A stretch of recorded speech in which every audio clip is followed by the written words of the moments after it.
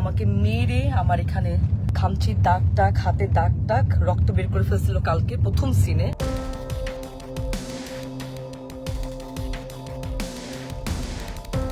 মানিকগঞ্জে একটি নাটকের দৃশ্য ধারণকে কেন্দ্র করে সহশিল্পীকে মারধরের অভিযোগ উঠেছে অভিনেত্রী তানজিন তিশার বিরুদ্ধে। অভিযোগটি প্রকাশ্যে আনেন অভিনেত্রী সামিয়া অথই। ফেসবুক লাইভে এসে নিজের অভিজ্ঞতার কথা জানান তিনি।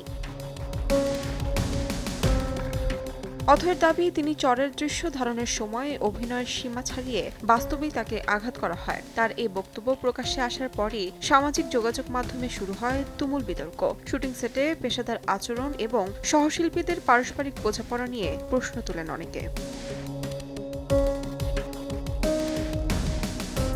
তবে বিষয়টি নিয়ে নিজের অবস্থান পরিষ্কার করেছেন তানজিন তিশা। তার ভাষ্য, ঘটনাটি কোনোভাবেই ব্যক্তিগত আক্রমণ ছিল না, বরং সম্পূর্ণভাবে চরিত্র ও স্ক্রিপ্টের প্রয়োজনে করা হয়েছে। অথয়ের অভিযোগকে তিনি ভুল বুঝাবুঝি এবং অপেশাদার আচরণ বলেও উল্লেখ করেন।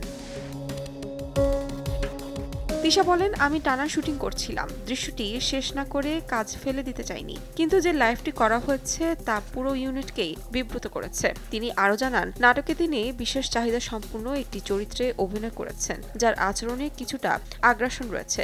স্ক্রিপ্টে যতটুকু ছিল ততটুকুই করা হয়েছে, ব্যক্তিগতভাবে নয়। নাটকটি প্রচারের পর দর্শক পুরো প্রেক্ষাপট বুঝতে পারবেন বলেও আশাবাদ ব্যক্ত করেন তিশা। ঘটনাটি ঘিরে এখন শোবিজ অঙ্গনে চলছে জোর আলোচনা সমালোচনা। তাহমিনা তন্নি, সময় সংবাদ।